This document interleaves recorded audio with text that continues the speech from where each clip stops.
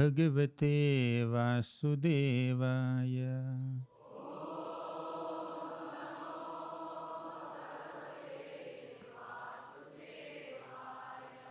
Om Namo Bhagavate Vasudevaya.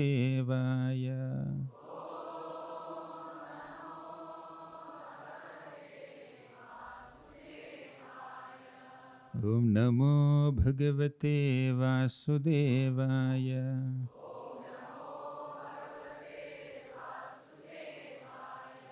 Om Ajnanatimmirandhasya Gnananjana-shalakaya Chakshuranmilitam Yena Tasmai Shri Gurave Namaha. Shri Chaitanya Manobhishtam Sthapitam Yena Bhutale Swayam Rupaha Kada Mahyam Dadati Swapadantikam.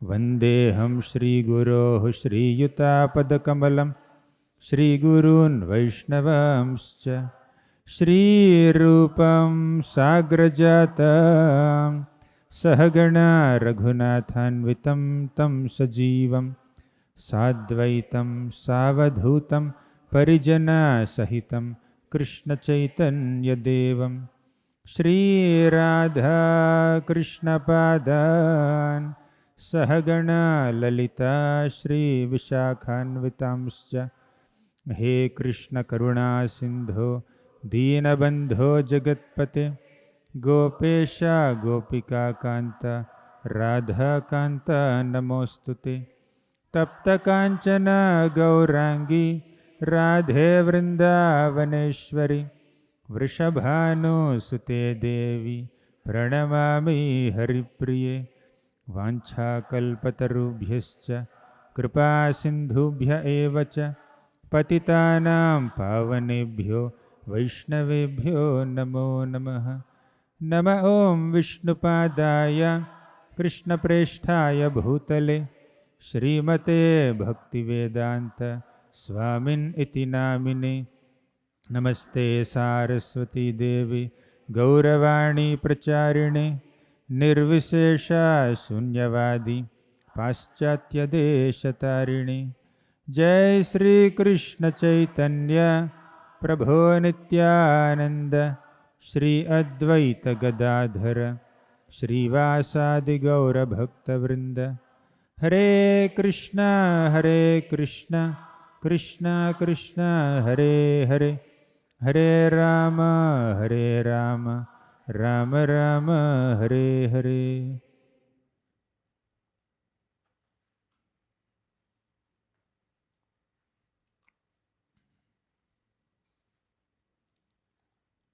Hare Krishna. I am very grateful and honored and humbled by being present here in this great assembly of devotees in this country. Amidst this ocean of devotees, to present Krishna Katha in front of so many exalted Vaishnavas and senior disciples of Prabhupada is not a small responsibility. I only was praying to Krishna, let me not waste the time of these Vaishnavas. They have come by sparing their valuable time, 3 days in this hot summer weekend. Let me just serve them properly to receive their blessings. My sincere and humble pranams to all the senior disciples of Srila Prabhupada present here. My humble obeisances to all the Prabhus and Matajis here. My sincere greetings and welcome to all the children. I was told out of the 600 devotees, 150 are kids.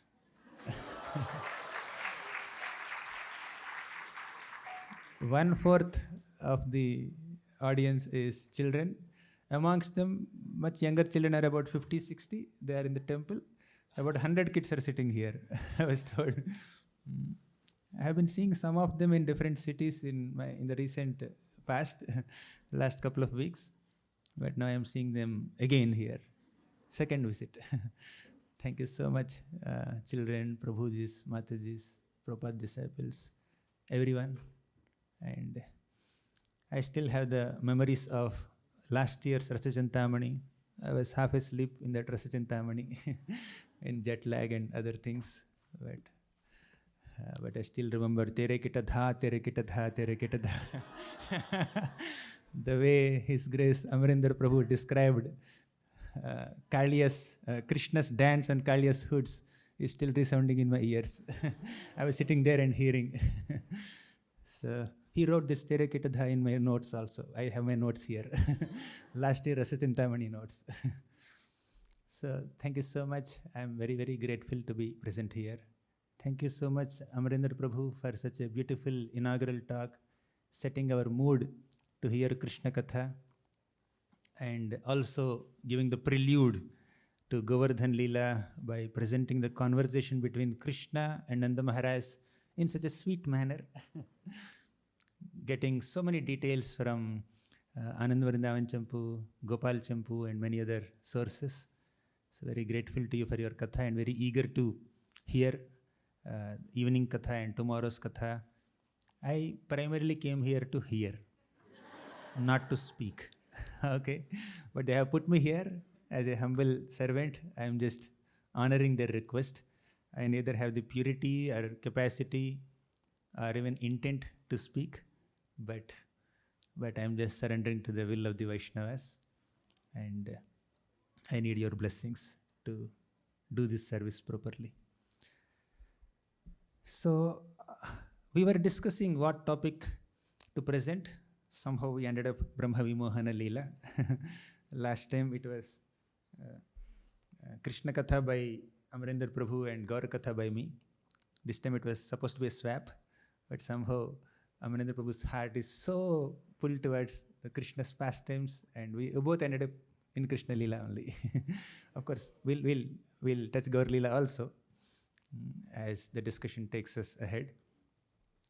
So we were thinking Brahma Vimohana Lila. One reason I chose this topic is this is the last chapter that Srila Prabhupada has translated in Srimad Bhagavatam. From the next chapter, 14th chapter, His Divine Grace's loyal followers and disciples completed the responsibility of translating Srimad Bhagavatam. But this is the last chapter that Prabhupada has translated. Of course, Srila Prabhupada has already translated entire 10th canto of Bhagavatam in the form of Krishna book. But in this format of writing the shloka, then transliteration in English with diacritics, then word-to-word meanings and translation and purport. So in this format, standard format, Prabhupada translated this chapter in his Manifest Lila last. So we will discuss this. There are so many beautiful lessons in Brahma Vimohana Lila for a sadhaka. It's not only Brahma Vimohana Lila. We need to realize that at every stage in our sadhana bhakti, there is a possibility of we becoming illusioned. It is our Vimohana Lila also. So we also have a tendency to get illusioned, distracted, allured, bewildered. If Brahma can be distracted, what to speak of a struggling sadhaka who is checking phone while chanting Hare Krishna, who is dozing off while chanting Hare Krishna, who has a tendency to criticize other sadhakas while chanting Hare Krishna, who has a tendency to sleep in Bhagavatam class or while reading Bhagavatam or hearing Bhagavatam. So there is every possibility of a struggling sadhaka to get distracted. So this Brahma Vimohana Lila humbles us and gives us a great caution note. Don't be overconfident in your bhakti.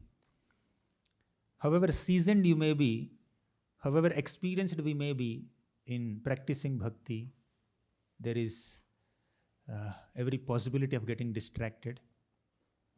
We will be seeing how Indra will get distracted. Prabhu will describe in the evening and tomorrow. And we are seeing Brahma getting distracted now. Brahma and Indra could get distracted. We are discussing about the aparadhs of two Vaishnavas in Rasa Cintamani this year. 2 episodes of Vaishnava Aparadh in the 10th canto of Bhagavatam. So most of the aparats in Vraja Leela of Krishna are done by demons, but two aparats are done by devotees. One by Brahma, one by Indra. Somehow we ended up choosing these two topics for this Rasa Cintamani. So only demons don't commit offenses. Devotees also commit offenses. Even senior devotees also commit offenses. Even if you happen to be in heavenly planet, even if you are the king of heaven also you can commit offense.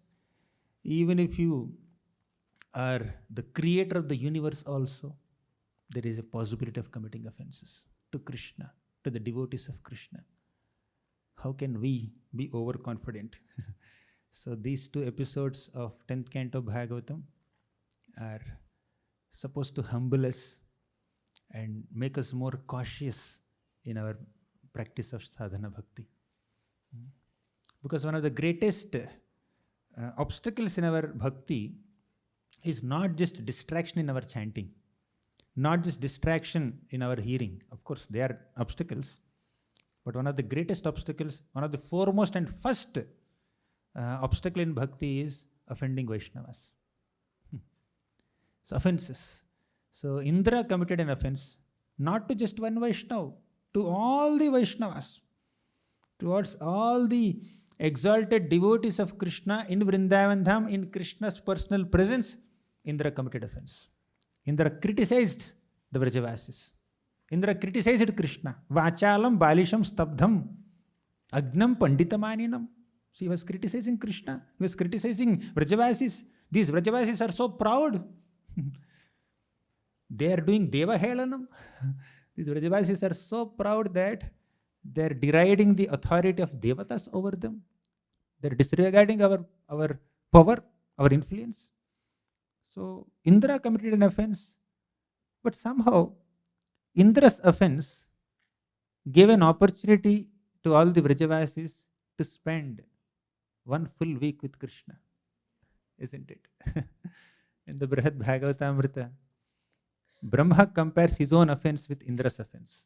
Indra committed an offense, and that brought Krishna and the Vrajavasis together.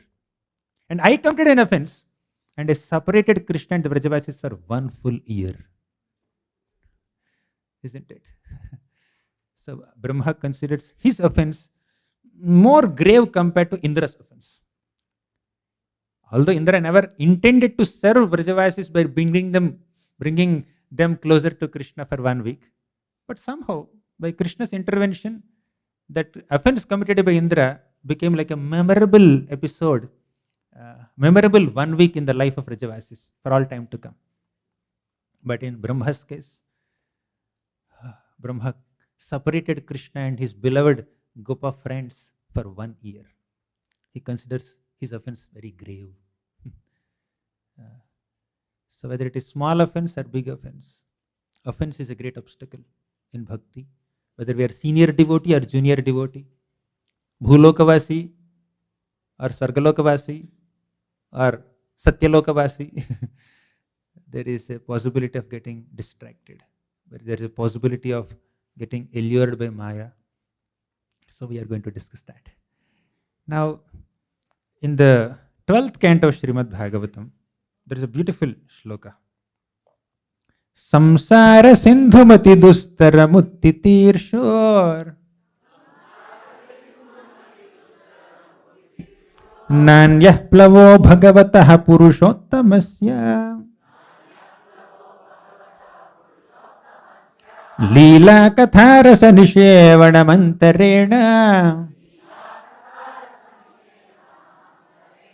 Pumso bhaved vivida dukkadavadritasya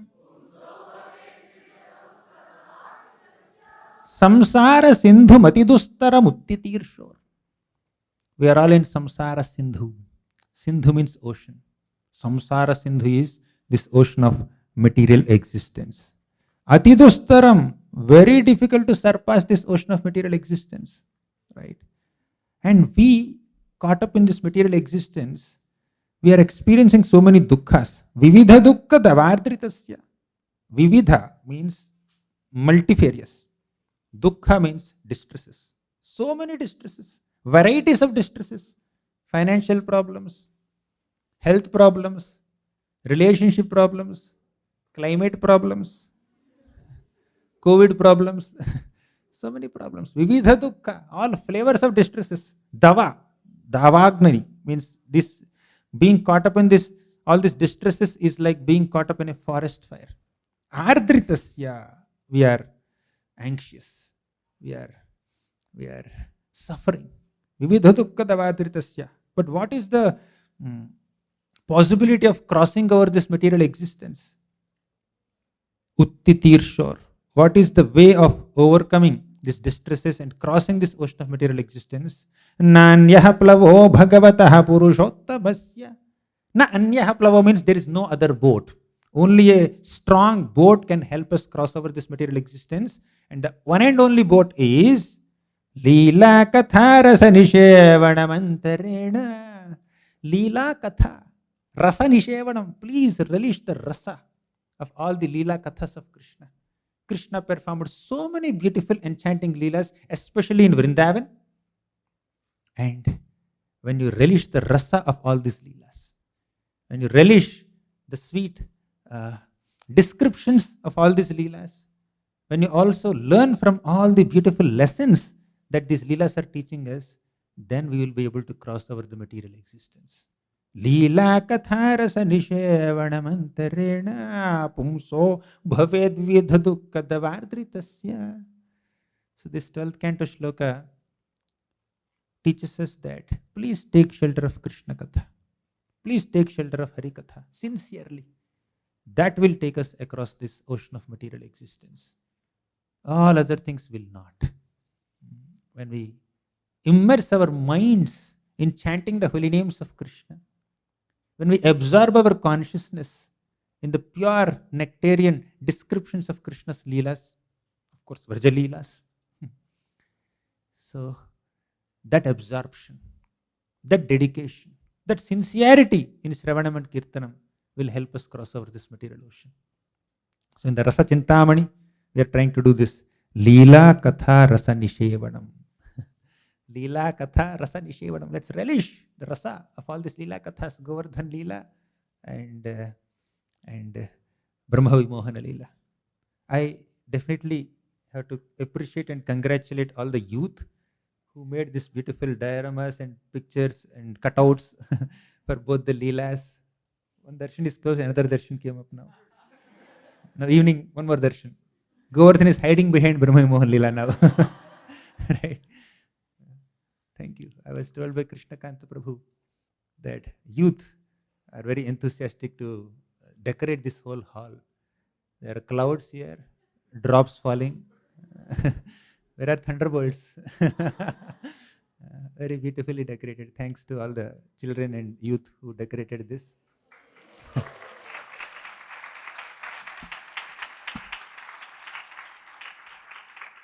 Thanks to Aditya Narayan Prabhu who sanctioned and empowered them and gave them full liberty to do what they wanted.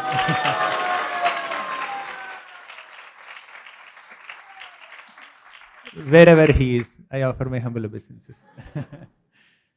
So, I was just hearing some news before I started. Now, the 13th chapter of the 10th canto of Bhagavatam, as I said, is the last chapter translated by Srila Prabhupada in his manifest earthly pastimes. And there is a beautiful shloka in the first canto, 18th chapter. When we see this picture where Srila Prabhupada is lying on his bed, about to depart from this world and enter the spiritual world in just few days, in short time. Still, his disciples are holding a dictaphone and Prabhupada is giving Bhaktivedanta purports. See the dedication that he has towards the instructions of his spiritual master, Bhakti Siddhanta Saraswati Thakur.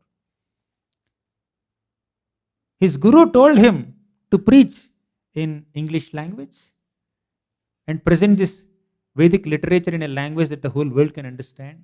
And Prabhupada is executing that instruction till the fag end of his life.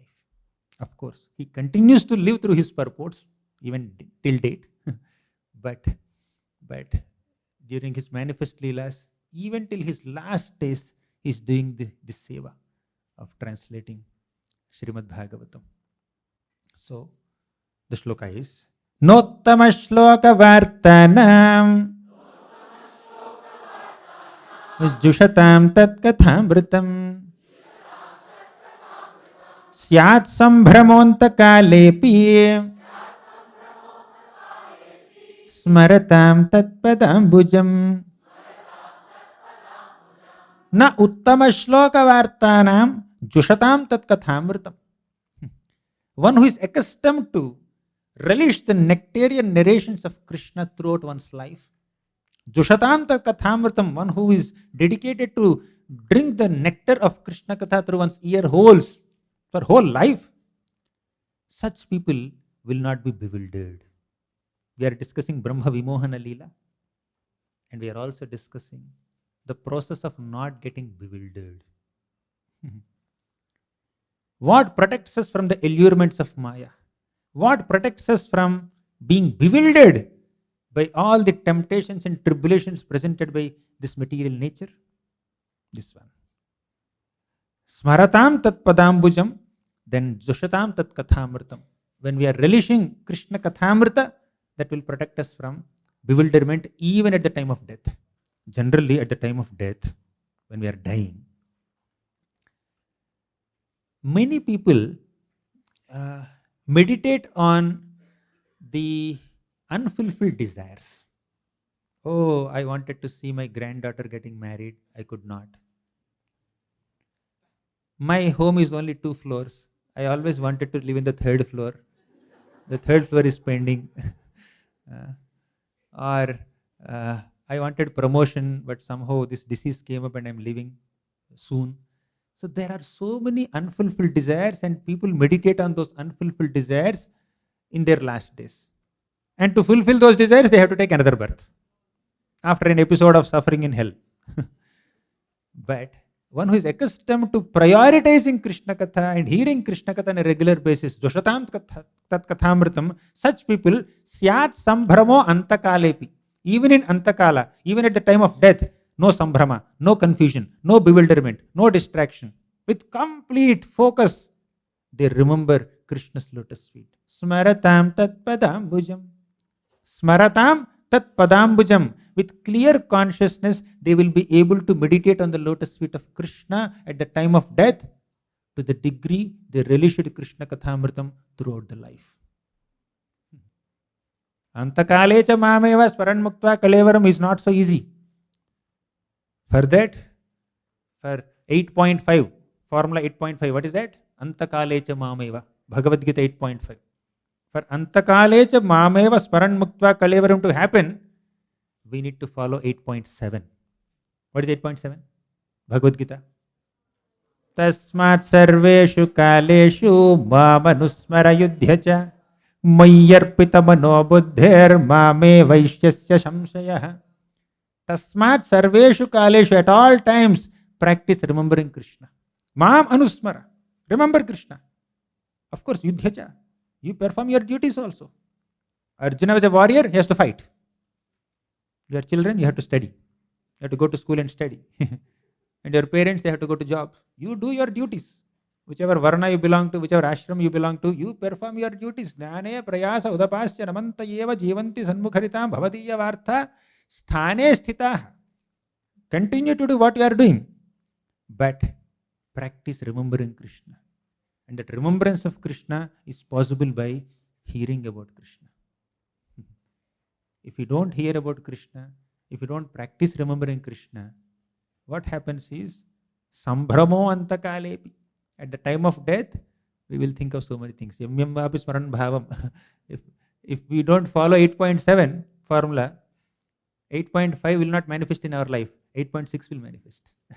Yamyam vapi smaran bhavam tyajatyante kalevaram. If you hear Krishna Katha, if you practice remembering Krishna, then at the time of death, we will meditate on the Krishna's lotus feet and reach Krishna. If that doesn't happen, then yam yam vapi smaran bhavam. We remember a deer, we'll become a deer. We remember a car, we'll become a car. We'll end up in a life where we need to get a car to fulfill that one desire. Every single unfulfilled desire is a seed for another life. One more life. If only I had become like this. If only I had this. If only I had this. All these if onlys, they are creating seeds for next lives. But Srila Prabhupada, whole life he has dedicated to Krishna Katha. Tava Kathamritam Tapta Jivanam. He is one of the foremost Bhuridas in our universal spiritual history. Right? Bhurida Janaha. Bhuvi Grinanti Ye. Bhurida Janaha. He was broadcasting the glories of Krishna, the glories of Srimad Bhagavatam all over the world. And we are going to discuss the last chapter that he has translated for all of us. The story begins like this, with that little prelude. Let's get into the story. So, it was Balram Jayanti day, and Krishna had an adventure on Balram Jayanti day. What was the adventure? He entered Aghasur, and later Aghasur entered him. Right? He entered Aghasur because he was following the footsteps of his devotees. He was following the movements of his Gopa boy friends. All the Gopa boys became so excited seeing this open, wide mouth of Aghasur, thought that it is a beautiful mountain cave, and they became very curious to explore the cave, and they went deep inside the cave. All the Krishnas trying to call them, please come back, please come back. No, they did not listen. They entered the cave, and Krishna also had to enter that cave. Cave means Aghasur's mouth. There he expanded his body, and he came out of the body after destroying this Aghasur's body. Then Aghasur's soul entered into Krishna's body. Krishna entered Aghasur, later Aghasur entered Krishna. I will not speak Aghasur pastime more than this, because our story is Brahma Vimohana Lila. And if you want to hear more details of Aghasur episode, you hear the 1 month long lectures of Amarendra Prabhu, which he gave. He spoke for 30 days on this one pastime, on Putana pastime, on the 10th canto, 8th chapter, on Venu Gita. My God, so much of absorption in Hari Katha. So, on Balram Jayanti day, Balram was kept back. He was not allowed to enter the forest. So, Rohini Mata and all the elders in their home, they're celebrating Balramji's birthday, and they were giving some charity. Balram had to give some charity. Then Krishna, now that supervision was not there. Balram was constantly supervising the activities of Krishna, but in Balramji's absence, Krishna can become more naughtier. Right? He can jump into Kaliya lake when Balram is not there. He can enter Aghasur's mouth when Balram is not there. Krishna plays with snakes when Balram, the source of Anantasesh, is not there. Oh, that snake is not with me, let me play with some more snakes. Right? So Kaliya episode and Aghasur episode, all the python and snake episodes happen in the absence of Balram, interestingly. But at least Kaliya episode, Balramji came to know later, on the same day. When Krishna was caught in the coils of Kaliya, somehow an old man ran into the village and informed all the Vrajavasis, please come, Krishna is in some danger. Then Balramji also came. He said, Rohini Mata, please, I need to go from home. Let me go and see Krishna. He is in some danger. So that's how Balramji came and saw Krishna caught in the coils of Kaliya on the same day. But what Balram did, what Krishna did in this Aghasur episode, Balramji could not know for 1 full year. 1 full year. It's a mystery to Balram also. Is it Brahma Vimohan Lila or Balram Vimohan Lila? Even Balram is also bewildered for 1 full year. And not just Balram, even all the Vrajavasis are in that bewilderment. It's in a transcendental bewilderment under the influence of Krishna's Lila Shakti or Yoga Maya. Nobody could understand what Krishna did for 1 year.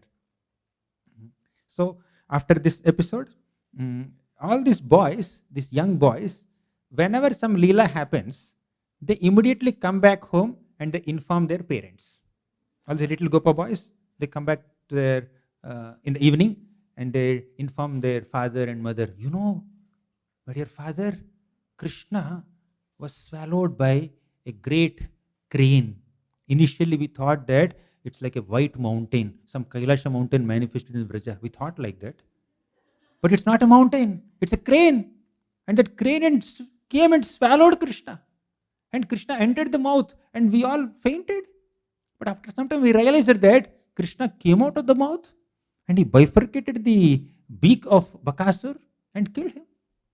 And another time, this another demon came in the form of a calf. Nobody could detect. None of us could detect that there is a calf which doesn't belong to our herd. But Krishna could detect that calf. So Krishna went and caught the hind legs of the calf and twirled him around and threw him on the kapita tree. And all the kapita fruits fell down and we ate.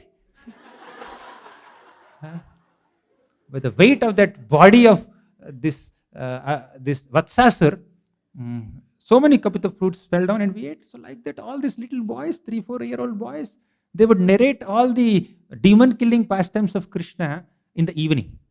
Generally, parents speak stories to children and make them sleep. But in Vrindavan, in the evening time, kids speak stories to parents. Still, parents only have to make them sleep. I'll hear the story tomorrow, you sleep. You continue to sleep. Right? So that's how all the Gopa boys spend their evenings. Whole day they spend time with Krishna. They participate in so many Lilas with Krishna. They dance like peacocks. They jump like frogs. They do all kinds of mischief like monkeys. And they fly like butterflies. They imitate butterflies. They imitate all kinds of forest animals. They go to the wells there and speak some Vrajagalis. And when the resound comes, they enjoy, they laugh, they smile, and they come back and they narrate all these pastimes to their parents. And the parents are happily hearing, oh, what happened next? What happened next?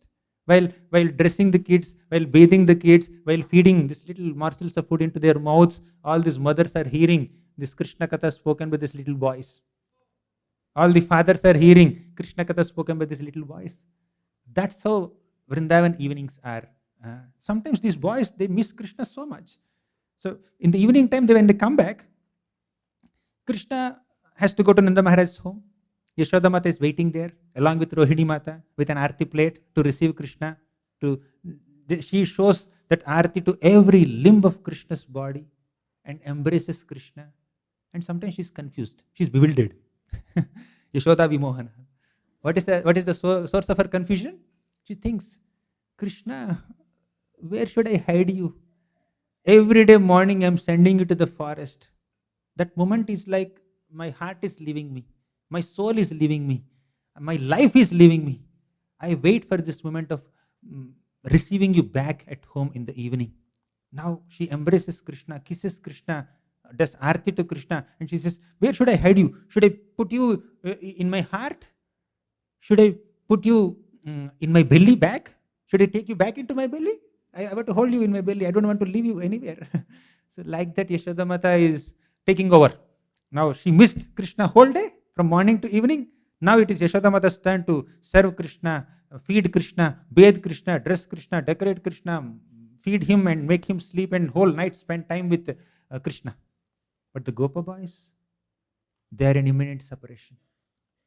These Gopas, sometimes, when they are in separation, they discuss Krishna Katha. They narrate all the beautiful, sweet pastimes, games, and demon-killing activities of Krishna to their parents. But when they, with great difficulty, when they enter sleep, they don't have jet lag, but still they enter. It's difficult for them to enter sleep. So in the middle of the night, they get up. They come to Mother Yashoda's home. They knock the door. Thak, thak, thak. Yashoda Mata opens the door. And these kids are there. These little kids are there. They say, Krishna, come. Let's go to the forest. It's time for us to go to the forest. Pack your lunchbox. Yashoda Mata says, it's middle of the night. I cannot send Krishna now. You need to wait till the morning, till sunrise. Then I will send you. Please go back, go back. Let me sleep. Let Krishna sleep. You also sleep. Yashoda Mata sends them away. It's like that. All the Gopas are accustomed to discussing Krishna Katha throughout the day. Throughout the night, the Gopis are discussing. And in Krishna's absence, all the Gopis are gathering in small groups. And they are discussing about Krishna. There is Veda Gita, there is Yogala Gita also. In Yogala Gita, what happens is, sometimes the Madhurya Gopis and Vatsalya Gopis, both of them come together and they discuss about Krishna, Krishna's flute song. So constant Krishna Katha is going on, Prajalpa, as Prabhu said this morning. Constant Hari Katha is going on. And that Hari Katha protects them from all tribulations. See this beautiful shloka. Iti nandadayo gopaha Krishna Rama Katha Muda Kurvanto Ramamanascha Navindan Bhava Vedanam. Iti nandadayo gopaha. All these gopas headed by Nanda Maharaj. What are they doing every day? Krishna Rama Katha Muda. They are discussing Krishna's pastimes, Balaram's pastimes. Muda, with great happiness. Krishna gave us an instruction in the Bhagavad Gita. What was the instruction? Bodhayantaha parasparam. Macchitta madgata prana bodhayantaha parasparam. Kathayantascha mam nityam tushyanti cha ramanti cha. That's an instruction given by Krishna to all the sadhaka bhaktas. But these siddhas, Nitya Siddha Parshadas of Krishna, they're actually acting on that plane. Whether we are doing Bodhayanta Parasparam or not, not sure. Whether we are implementing that instruction of Tushyanti cha Ramanti cha, Parasparanu Kathanam, not sure. But definitely the Vrajavasis are constantly doing it. Every day they are doing it. Whether it is the Vatsalya Gopis revising and recollecting all the butter stealing pastimes of Krishna in front of Mother Yashoda, or these young Gopa boys, they are narrating all the pastimes of Krishna that he performed in the forest throughout the day in front of their parents. Constant Hari Katha is going on in Vrindavan. Constant Krishna Katha. Only when we implement this instruction of Krishna, only when we try our best to absorb our minds and consciousness and words in Krishna Katha on a regular basis, then Kurvanto Ramamanascha Navindam Bhava Vedanam, that Bhava Vedana will not touch us.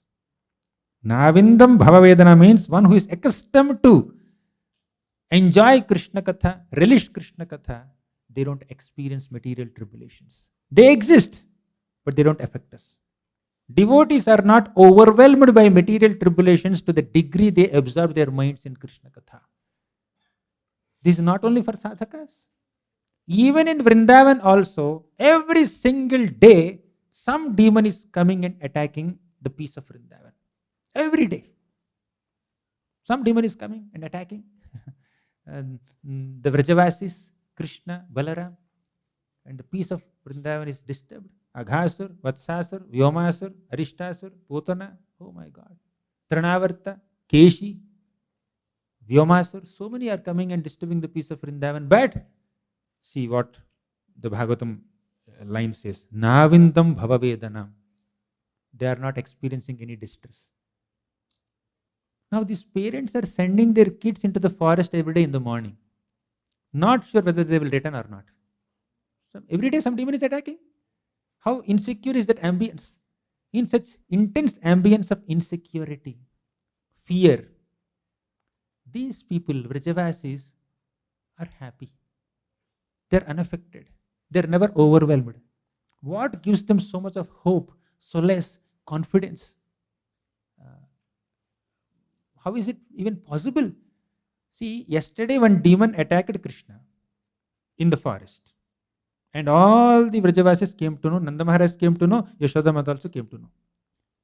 What is the confidence that Mother Yashoda has to send Krishna again to the forest the next day? Will that happen ever? In our lives at least. If something undesirable happens in the school today, next day will the parents send the kid to the school? Difficult, very difficult. If something undesirable happens in the office today, tomorrow will you be inspired to go to the office? But it's not something unpleasant or undesirable. Attack on their lives. But every day all the gopas and the gopis, elderly gopas and elderly gopis, they are just sending. They are sending their children, 3-year-old, 4-year-old, 5-year-old kids to the forest. That is the mood of Vrindavan. In Vrindavan, by default, Yatra Naisarga Durvairaha Sahasan Mragadeha. There is no envy in Vrindavan. There is no hatred in Vrindavan. There is only pure love and affection in Vrindavan. There is only prioritizing Krishna's pleasure in Vrindavan. That is their constant absorption. They are absorbed in that consciousness. Therefore, there is no fear. There is no insecurity. There is no anxiety. It's like the supreme Vaikuntha. Vaikuntha means a place which is devoid of any anxieties. But the supreme Vaikuntha is Vrindavan.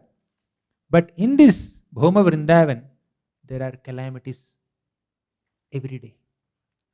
But despite the constant, consistent, perpetual existence of so many calamities, these Vrajavasis are not experiencing them. They are not getting overwhelmed by them. They are unaffected by them. Why? Krishna Rama Katha Muda. For Navindam Bhavavedanam to happen, we should be Krishna Rama Katha Muda. To the degree we absorb our minds in the pastimes of Krishna and Balaram, to that degree we remain unaffected by the tribulations and temptations and allurements and difficulties and anxieties of this material world. Because constant discussion about Krishna, whether it is Krishna's glorious pastimes and his majestic pastimes or his sweet pastimes of Raja Lila, constant discussion about Krishna gives us hope and reassurance that Krishna is my protector. And reminds us that this is not our home, that is our home.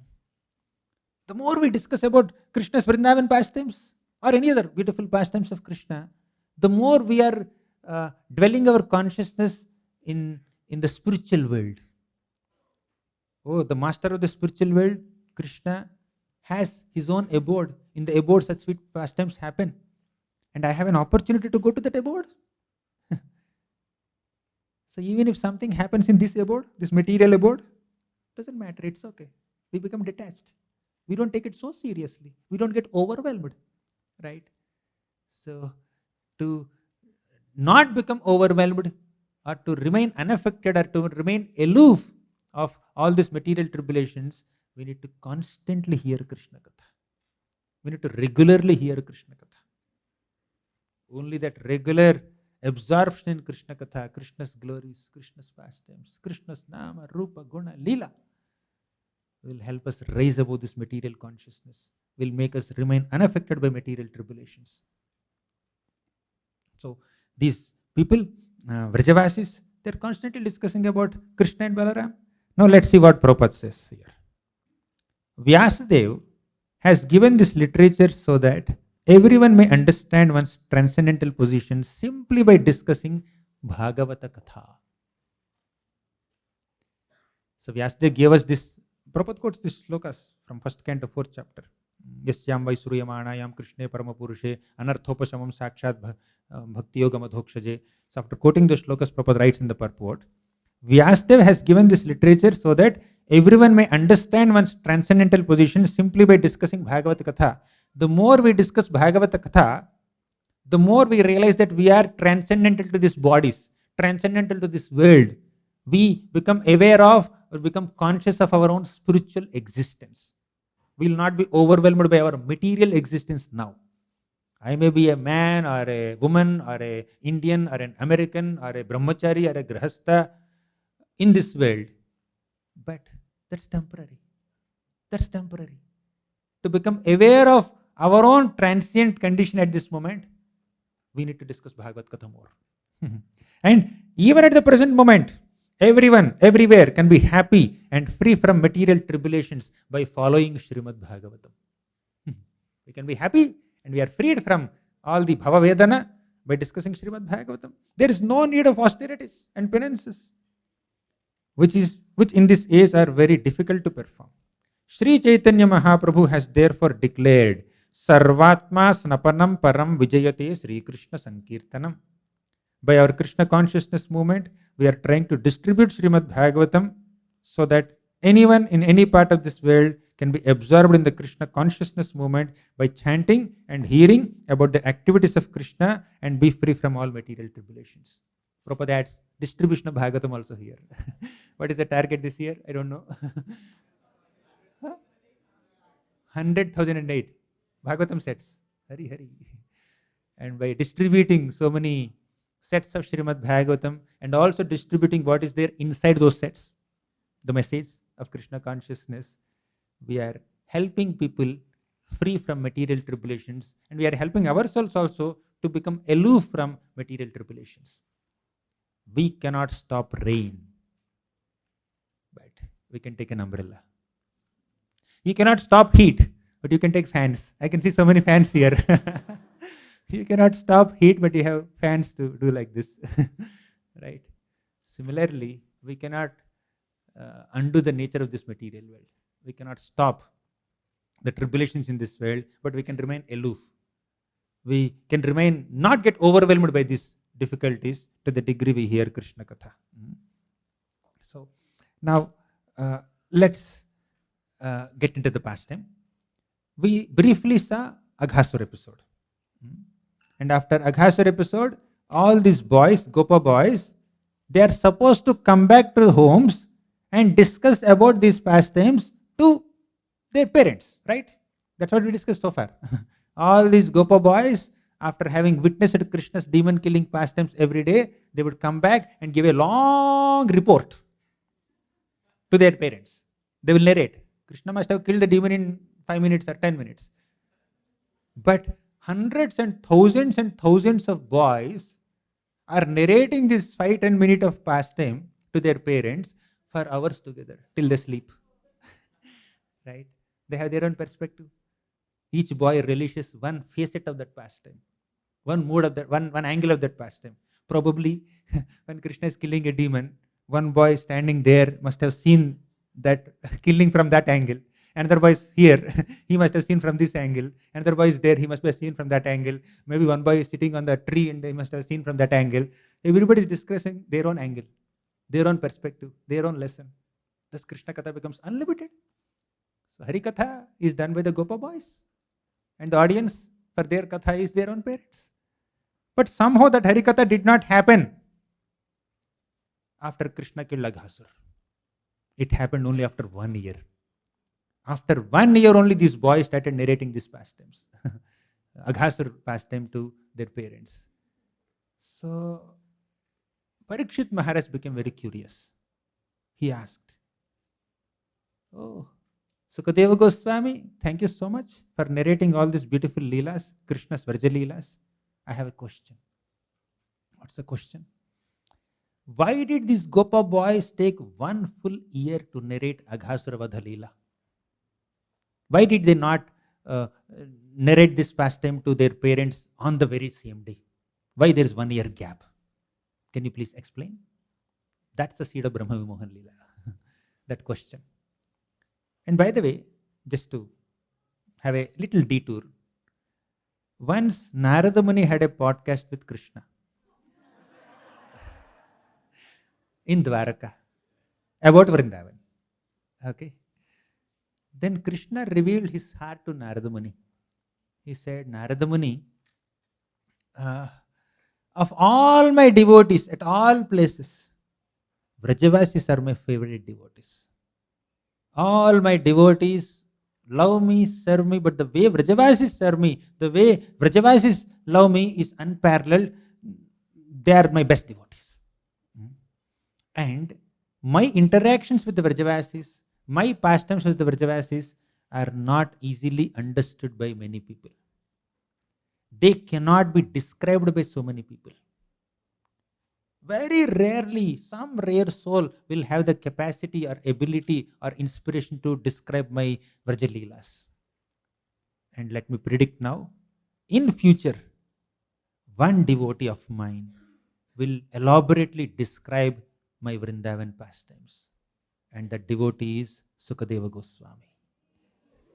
Before even Sukadeva Goswami narrated Srimad Bhagavatam, Krishna predicted, and through that prediction, Krishna empowered Sukadeva Goswami to speak Srimad Bhagavatam, especially Vrajalilas.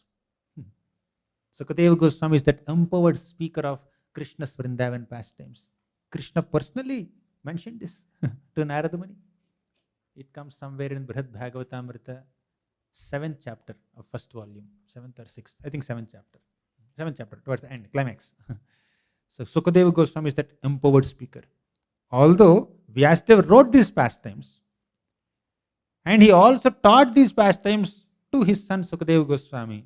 But when Sukadeva Goswami is narrating these pastimes of Krishna in Vrindavan, Vyasadeva was sitting in the audience and hearing as if he is hearing for the first time.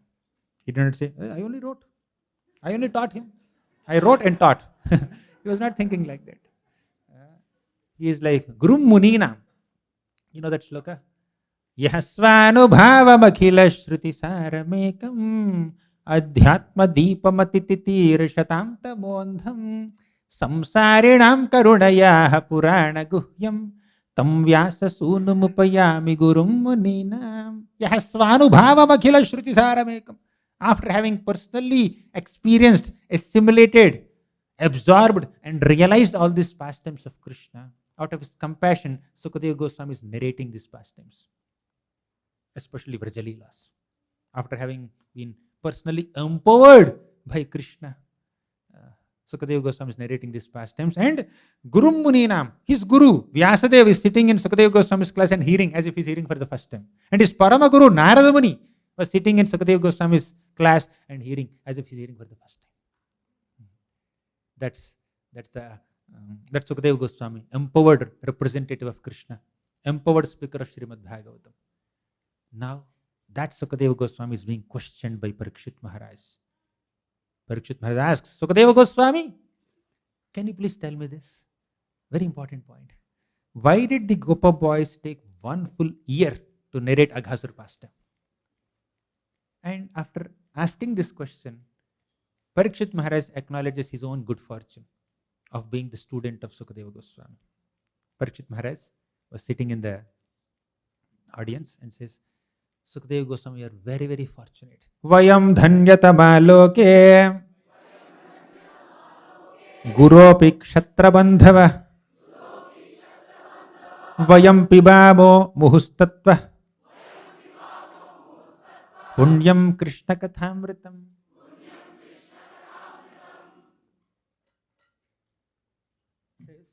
Vayam dhanyatama loke. Dhanyatama. We are very, very fortunate. Dhanya, dhanyatara, dhanyatama. Superlative. We are extremely fortunate. Guropi kshatra bandhava. Finally, we got to hear from you, although I am a kshatra bandhava. I am an unqualified kshatriya. Brahma bandhu siti smaham bahubhyam parirambhitaha. Sudama considered himself a Brahma bandhu. Parikshit Maharaj is considering himself Kshatra Bandhu. Brahma Bandhu is unqualified Brahmana, Kshatra Bandhu is unqualified Kshatriya. Although they are very qualified Brahmanas and Kshatriyas, they are considering themselves unqualified. That humility is the qualification to hear and understand Srimad Bhagavatam. And that humility is the most important lesson in Brahma Vimohana Lila. In the Brahma Vimohana Lila, when Brahma was not humble, when Brahma was proud, he could not understand Krishna's Vraja pastimes. He could not understand the glory of Krishna or glory of Vrindavan. But when Brahma became humble, then he understood everything. Right? Humility gives us access to understanding of Krishna Katha, Krishna's pastimes. So, Parikshit Maharaj is so humble. He says, Vayam dhanyatama loke guropi kshatra bandhava Vayam pibamo muhustatvaha punyam Krishna kathamritam. We are so fortunate, although we are so unqualified, ineligible to hear such wonderful, amazing pastimes, we got to hear from you by your grace, O Lord.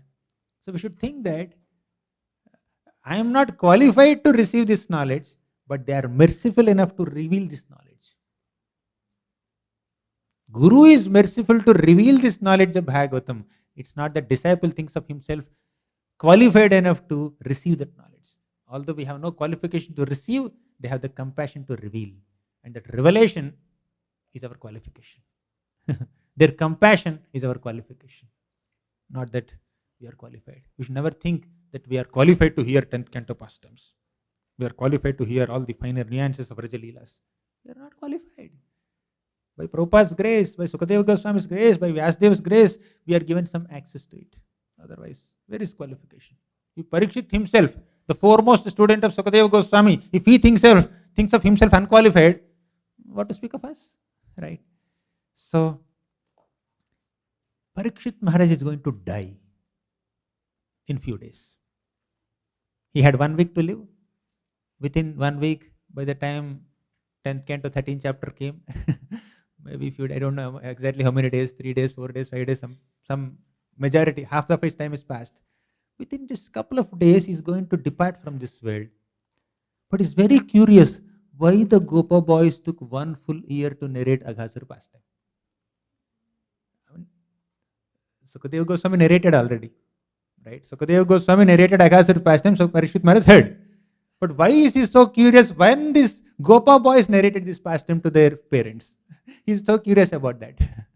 So when we are very much absorbed in a Lila, we want to understand even the small, minute details also.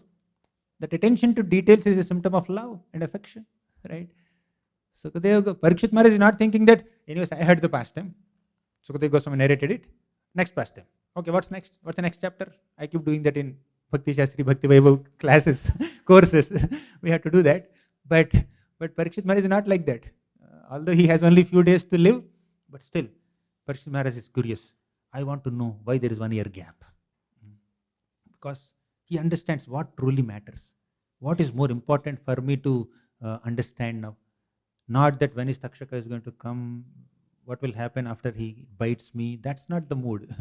His mood is, I want to understand every small detail, especially of Brajalilas. So when we prioritize bhakti, everything else remains insignificant. There's a beautiful shloka. Tvad bhakta hasaritam patim chulukavad khadyotavad bhaskaram.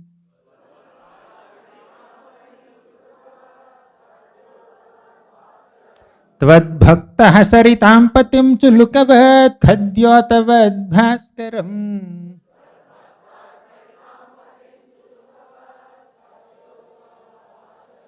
Merum pashyati lostravat kimaparam bhumeh patim bhrityavat.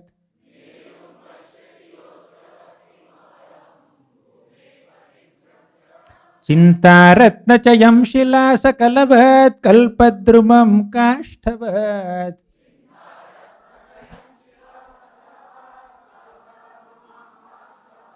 Samsaram trunarasivat kimaparam deham nijam bharavat.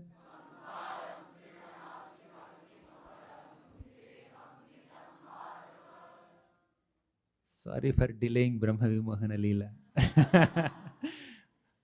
You may be thinking, he's entering the story and then again getting into philosophy. I don't know, I'm a little tempted. So, he says, Tvad bhaktaha, those who have devotion unto Krishna, their priority is to understand Krishna. Get absorbed in Krishna's Nama Rupa Guna Lila. Everything else doesn't matter to them. Everything else is Yehobahya.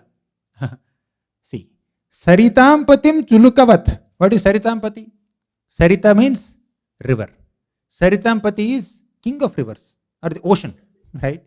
A big river or an ocean. Sulukavat. For a devotee who is absorbed in Krishna Katha, everything else doesn't matter. Even a great ocean looks like a drop of water for him. Saritampatim Chulukavat. Second point. Khadyotavad bhaskaram. Bhaskara means sun, shining sun, especially in the midday. He is like a khadyota for a devotee. He doesn't get impressed by seeing the sunlight. Oh, it's like a khadyota. Khadyota means the firefly. Third, Merum pashyati lostravat kimaparam bhume patim bhrityavat. Merum pashyati lostravat. Even a Meru Parvata, Mount Meru also is like a small lump of matter, lump of earth for him. Next, bhume patim bhrityavat. Bhumipati is a king. Even a great king is also like a small servant. Bhritya is like an attendant. Yes, that's all. It doesn't matter. First is, ocean appears like a small drop of water. Sun appears like a firefly. A great Meru mountain appears like a small lump of earth. And king appears like a servant. Cintaratna chayam shila sakalavat kalpadrumam kashthavat. Fifth, Cintaratna means Cintamani gems. Chintaratna chayam shilasa kalavat. Even if you give, so many Chintamani gems to this devotee, they are like stones, pebbles for him. Kalpadramam kashtavat. Kalpadrama means a desire fulfilling tree. It's like a kashta. You know what is kashta? A small piece of wood. That's all. Then samsaram trunavasivat kimaparam deham nijam bharavat. Even this great samsara, this big material existence, appear like a tranarasi, a pile of grasses, blade of grass. That's all. And deham nijam bharavat. One's own deha, one's own body is like a big burden for him. Parikshit Maharaj is about to give up his deha, his body, within a couple of days. But it doesn't matter to him. All these excitements of this material world, all these wonders of this world do not matter to a devotee. This morning in the class, Prabhu was quoting Nanayaka Prishtham Nachaparameshtham Nasarvabhom Narasadhipatyam Nayoga Siddhir Apunarbhavam Va Samanjasatva Virahaya Kankshe means any exalted position in all the 14 planetary systems in this material existence is insignificant to a devotee. For him, hearing about Krishna is priority. Chanting Krishna's names is priority. Serving Vaishnavas is priority. Bhakti is priority. Tvad bhaktaha. All these 8 kinds of perceptions or understanding is not possible for anyone. Not for a karmi. It's not a karmi or gnani or yogi. Tvad bhaktaha. Only devotees consider all material excitements insignificant in comparison to understanding Krishna, knowing Krishna. He's about to die, but he's asking this question. And Srila Prabhupada was about to depart from this world. He's translating Bhagavatam. We saw some time back. When Prabhupada was about to depart from this world, his focus is on translating Bhagavatam. When Parikshit is about to depart from this world, his focus is on hearing Bhagavatam. So, this is priority. Hearing Bhagavatam is priority. At least we'll prioritize it during the lifetime. Then we'll be able to prioritize at the time of death. So, Sukadeva Goswami's response here. He says, Sadhu Prishtam Mahabhaga Tvaya Bhagavatottama Yannutanasya Shesha Srinvan Apikatham Muhu. Sadhu Prishtam Mahabhaga. Oh, greatly fortunate Parikshit Maharaj. Sadhu Prishtam. You asked a beautiful question. Wonderful question you asked. What was the question? Why did the Gopas delay 1 year to narrate Aghasarvadha Lila? Right? Good question. Excellent question. Tvaya Bhagavatottama. Because you are Bhagavatottama, you are the best of all Bhagavata devotees, you are able to ask such beautiful questions. All questions about Krishna are valid questions, relevant questions, good questions. Sadhu Prashna. Yat Krishna Yat Kritaha Krishna Samprashno Yenatma Suprasidati. Right? So even questions about Krishna are also very satisfying to the heart. What to speak of answers? Right? Even if you don't know the answer, if you happen to have a question about Krishna's Nama Rupa Guna Lila in your mind, that satisfies you. You are curious about Krishna. You want to know about Krishna. Once, in the Chaitanya Charitamrita, once Pradyumna Mishra went to Sri Chaitanya Mahaprabhu. And he asked, Mahaprabhu, I am little curious to know something. What is that? I want to hear Krishna Katha. Then Mahaprabhu immediately said, Bhagyavan to me, you are extremely fortunate because you became interested to hear Krishna Katha. The greatest fortune is an inclination to hear Krishna Katha. That's the greatest fortune. So here, Parikshit Maharaj also is being appreciated by Sukadeva Goswami. You are a sadhu. You are very fortunate because you became very curious to understand Krishna's pastimes. I offer my humble obeisances to Urmila Mataji.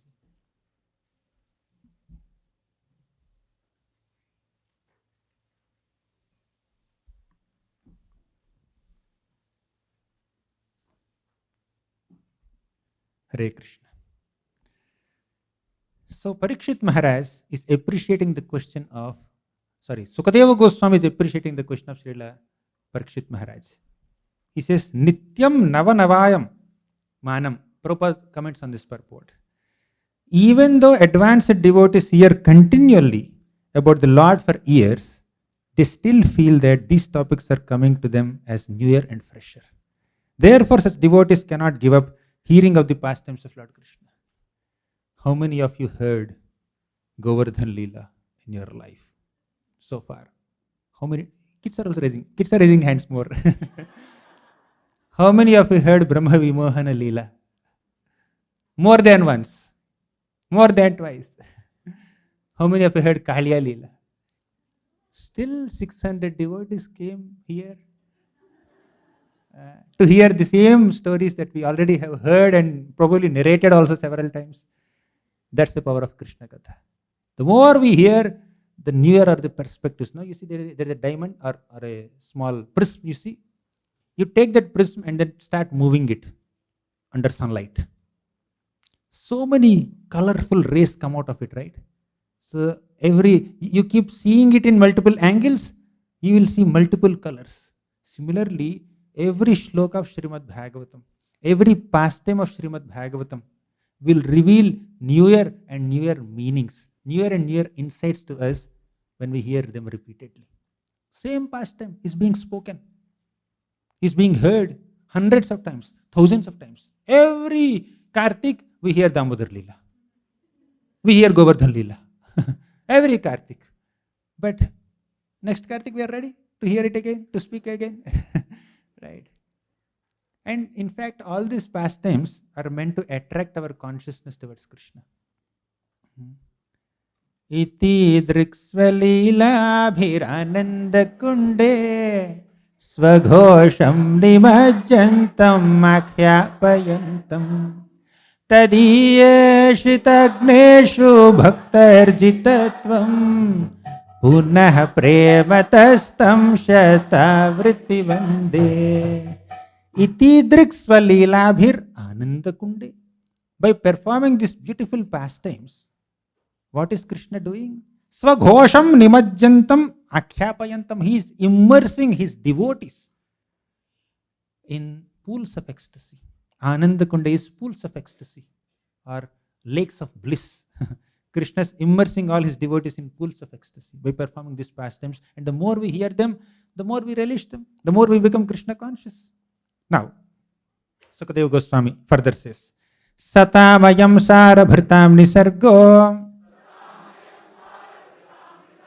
yadarthavani shruti chetasamapi pratikshanam navyavadachyutasya yat striyavitanam iva sadhuvarta. Sarabhrita means essence-seeking devotees. Satamayam sarabhritam nisargo. There are devotees who are always constantly seeking essence. So these essence-seeking devotees, they absorb their minds and hearts and ears in Krishna Katha. Just as striyavitanam iva sadhuvarta. Just like materialistic people are absorbed in discussions about the opposite gender for sense enjoyment, similarly, devotees are absorbed in discussing Krishna's pastimes. So Parikshit Maharaj's question inspired Sukadeva Goswami to appreciate him in this way. So we are supposed to absorb our minds in sadhuvarta. Sadhuvarta means activities connected to Krishna, or discussions about Krishna's pastimes. So we get absorbed in that narrations. Then further, Sukadeva Goswami says, Parikshit Maharaj, you know what is your qualification to understand these pastimes? You may become curious to understand something, to know something, but that curiosity is not sufficient. So you should also have the qualities of submissiveness and humility. Many people are curious in this world, but curiosity doesn't give the qualification to understand Krishna Katha. Submissiveness gives the qualification. Curiosity is not the qualification, submissiveness and humility is the qualification to hear Krishna Katha. All the finer, deeper insights of Krishna's pastimes are revealed to someone who has humility at heart. Parikshit Maharaj, sorry, Sukadeva Goswami says, Srunusvavahito rajan api guhyam vadamite bruyuh snigdhasya sishyasya guravo guhyamapyuta. Because you are humble at heart, you are very submissive, you are very receptive, you are very well cultured. Bruyuh snigdhasya sishyasya. You have affection for your guru. Guru is obliged to reveal all the guhya, all the confidential secrets of Krishna's pastimes to you. Same glorification comes in the first canto also. So basically, Parikshit Maharaj is not only acquiring knowledge from Sukadeva Goswami, he has affection for Sukadeva Goswami. And Sukadeva Goswami is not only revealing some information to Parikshit Maharaj, Sukadeva Goswami is doing it with affection. Right? So, it's not that a teacher, a spiritual teacher, reveals information or knowledge to a disciple. And it's not that a disciple or a student just acquires information from a spiritual teacher. The relationship between guru and disciple is affection. Affectionately, Sukadeva Goswami is revealing all these deeper meanings of Krishna's pastimes. And Parikshit Maharaj also has affection for Sukadeva Goswami and is receiving. Snigdhasya sishyasya. Bruyuh snigdhasya sishyasya guravo guhyamapyuta. When there is affection, even guhya, even secret and most confidential truths of Krishna's pastimes are revealed to such a disciple. And Parikshit Maharaj is receiving all this knowledge from Sukadeva Goswami. So now our class begins on the Brahma Vimohana Lila. So far, what have we discussed? Parikshit Maharaj heard Aghasur episode from Sukadeva Goswami. But Sukadeva Goswami said that all the Gopa boys narrated this Aghasur pastime to their parents after 1 year. And that made Parikshit very curious. Parikshit thought, no, why 1 year gap? I want to know more about it. Then our Sukadeva Goswami is revealing. So Krishna, after killing Aghasur, he showed all the Gopa boys the bank of Yamuna. He said, now let's go to the sandy beach of Yamuna. Let's sit there. Let's open our lunch bags, which our mothers have lovingly packed. Let's sit there and have lunch. So every day, Mother Yashoda prepares such beautiful, delicious meal for Krishna and packs it in a cloth bag and ties it to the end of Krishna's stick, Vetra. Krishna has a cow-heading stick, right? So at the end of that stick, this lunchbox is hanging. So they are holding, like using gada. Warriors hold gada, right? So Gopas also hold the stick with a lunchbox hanging at the end. And all the Gopa boys take that lunch. But somehow, when they enter the forest, they are so absorbed in imitating peacocks. They are so absorbed in imitating frogs and monkeys. They are so absorbed in playing all kinds of games. They are also absorbed in decorating themselves with the newly grown leaves and flowers and fruits and birds on their turbans. Already their mothers have nicely bathed them and dressed them and decorated them. But one more shringar happens in the forest. So the Gopa boys collect all this small paraphernalia and they decorate themselves. And they decorate Krishna specifically. And they are absorbed in so many games throughout the day. But they forget to take lunch. But Prabhupada writes in the 13th chapter, somewhere in the beginning purports, that these Gopa boys, because they are so absorbed in playing with Krishna, somehow, by the influence of Lila Shakti, some demon comes there and interrupts those pastimes. And Krishna kills the demon. And after that, they remember, we have to take lunch now. Right? Otherwise, no lunch for them. They are so caught up in playing.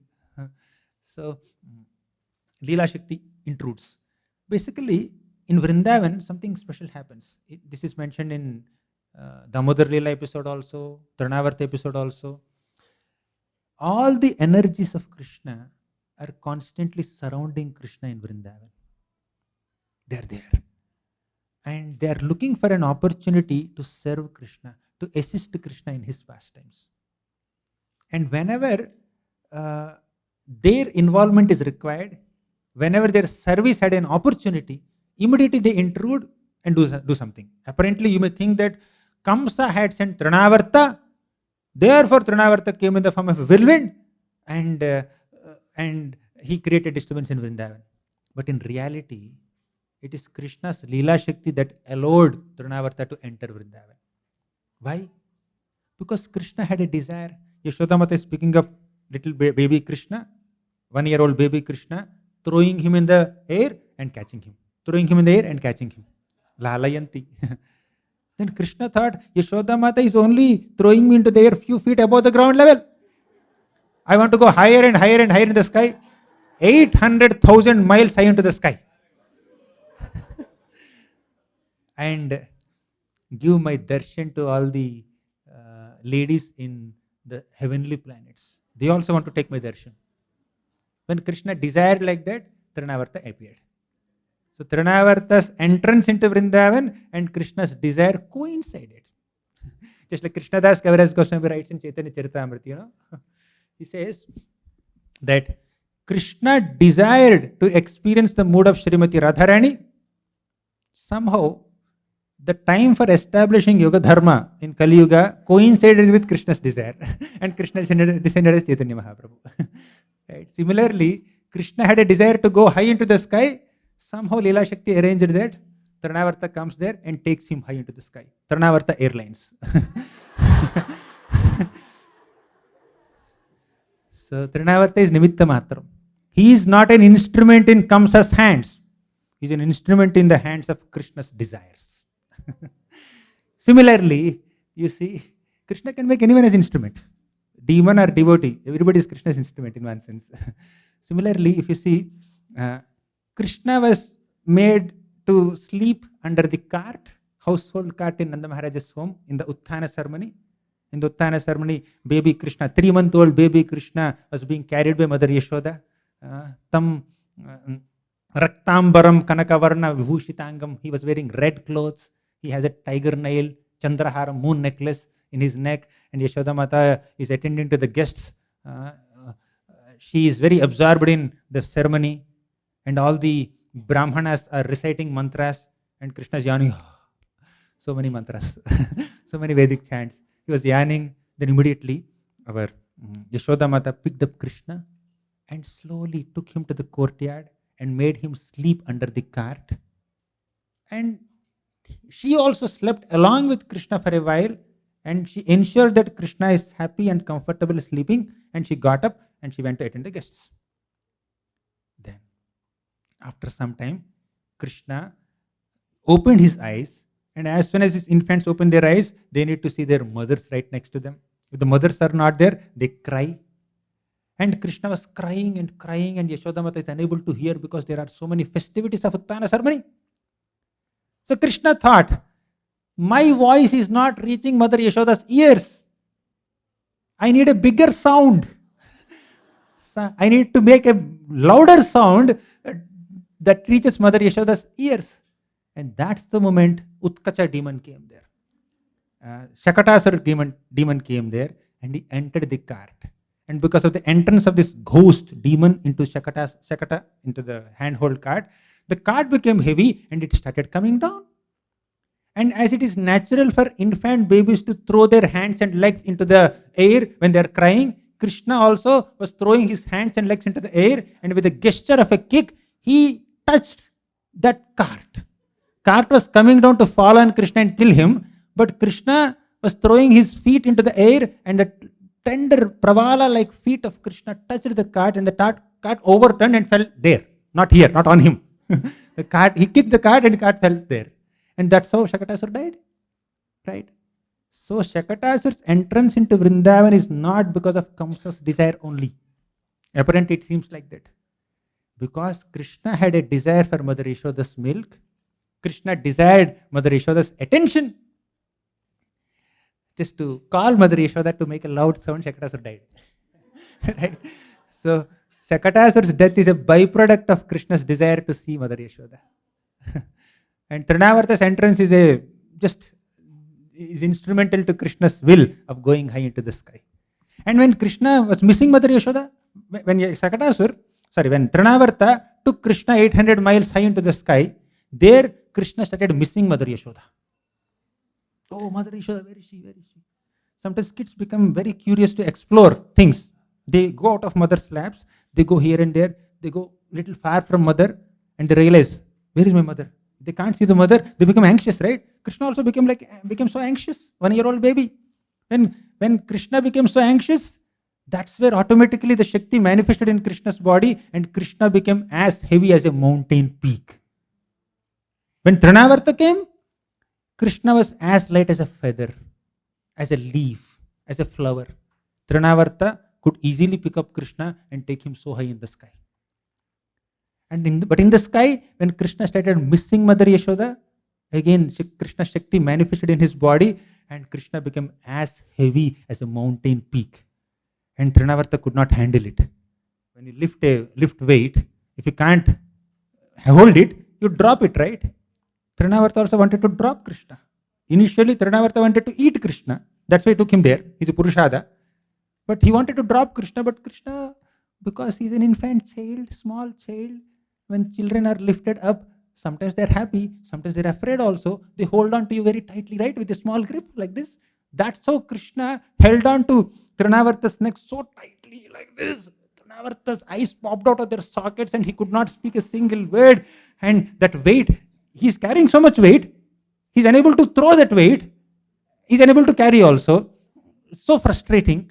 So Trinavarta collapsed. Trinavarta Airlines collapsed. When an airplane takes off from an airport at some gate, at some terminal, what is the possibility of it getting crashed at the same gate, at the same terminal? But Trinavarta Airlines crashed in Vrindavan only, the same place where he took off. That too specifically on a big boulder, right next to all the Vatsalya gopis who are lamenting in separation from Krishna. Because Krishna thought, I'm missing my mother, not father. Right? Father is missing definitely, but mother is more important. I need to first give my darshan to my mother. I'm missing my mother first. Because Krishna was missing his mother, Yashoda. Trinavarta collapsed on a big boulder right next to all the motherly gopis who are lamenting. Then Yashoda Mata came and took. So that's how Krishna's Shaktis, Krishna's energies are constantly surrounding Krishna and intervening whenever their services are required, but keeping quiet when the services are not required. when Yashoda Mata is trying to bind Krishna, she's trying her best, but Krishna had a different desire. What was the desire? I want to play. I want to steal butter. I want to play with my friends. I want to throw dirt in the beautiful rangolis made by those gopis in that home. I want to pinch those babies of these gopis. Like that, Krishna had a big itinerary planned for the whole day. He did not want to get bound. So, that Ichha Shakti of Krishna, that Satya Sankalpa Shakti of Krishna, called Vibhuti Shakti, and Vibhuti Shakti manifested in Krishna's belly, and Yashoda Mata is unable to bind. It's always 2 fingers short. But seeing Mother Yashoda stretching herself so much, getting so tired, Svamatuhu svinna gatraya visrasta kabarasraja drishtva parishramam Krishna kripayasit svabandhane. Seeing Mother Yashoda, Krishna became compassionate. He became very kind. When Kripa Shakti of Krishna manifested, Kripa Shakti told, Vibhuti Shakti, out. Satya Sankalpa Shakti, stay there at the gate. When Kripa Shakti manifests, all other Shaktis have to go away. That's how all the Shaktis of Krishna are constantly present in Vrindavan, primarily to assist Krishna's pastimes and not to intervene unnecessarily. Now, every day, by the influence of Lila Shakti, some demon comes and Krishna kills the demon, and that's the lunch break for them. Krishna said, my dear friends, let's go on this Yamuna bank, sandy beach of Yamuna, and let's have our lunch there. And very beautiful shloka. Krishnasya Vishwat Pururaji Mandalair Abhyananaha Fulladrisho Vrajarbhakaha Sahopavishta Vipine Virejus Chatha yathamboruha karnikaya.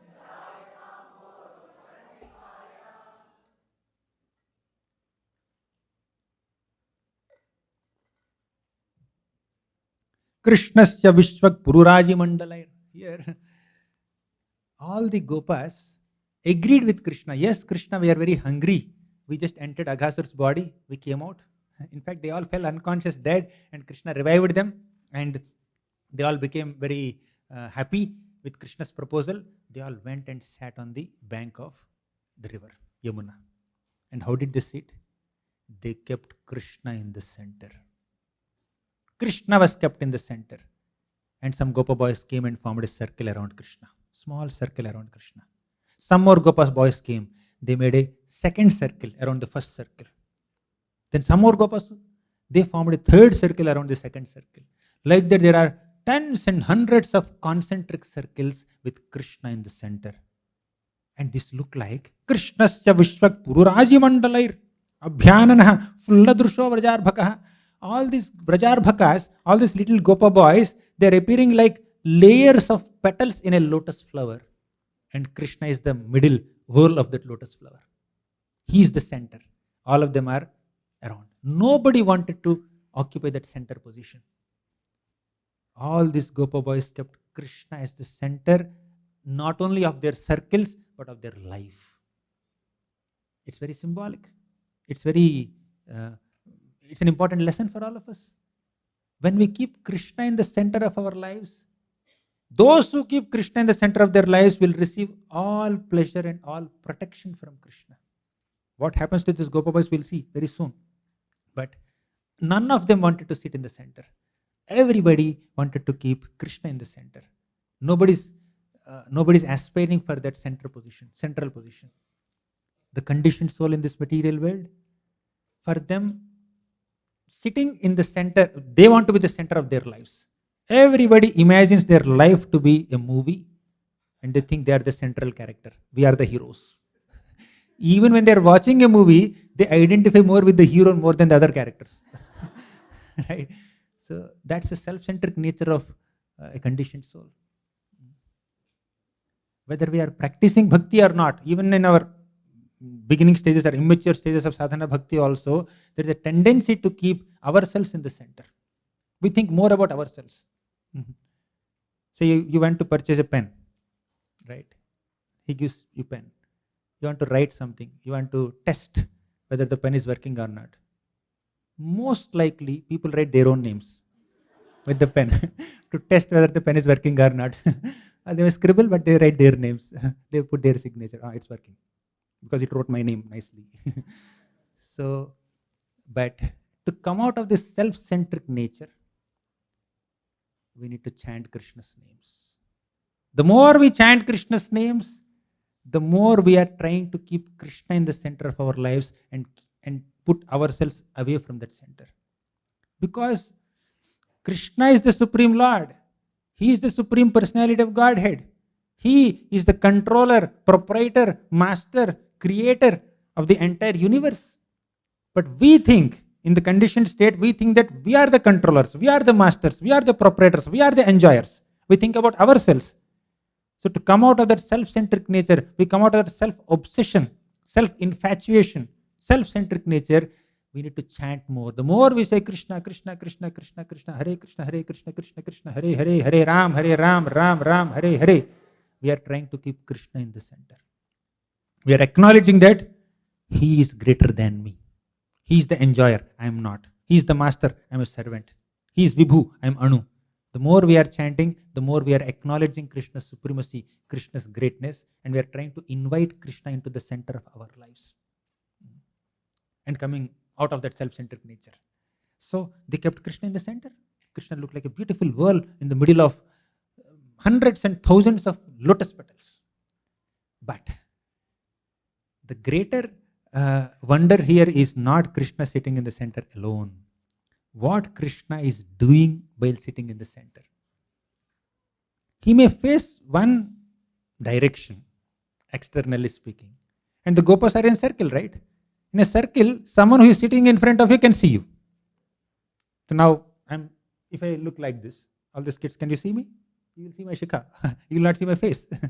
but but all these Gopa boys sitting, whether they're sitting in front of Krishna or on the right side of Krishna or left side of Krishna or behind Krishna or in the first circle or second circle or 10th circle or 20th circle, every single Gopa boy is getting the experience of seeing Krishna face to face and feeding Krishna with his own loving hands and being fed by Krishna's loving hands.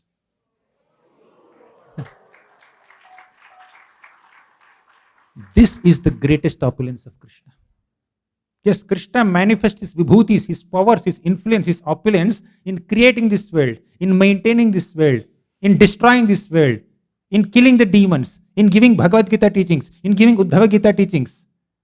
But the greatest opulence of Krishna is manifested in his reciprocation with his devotees' love and affection.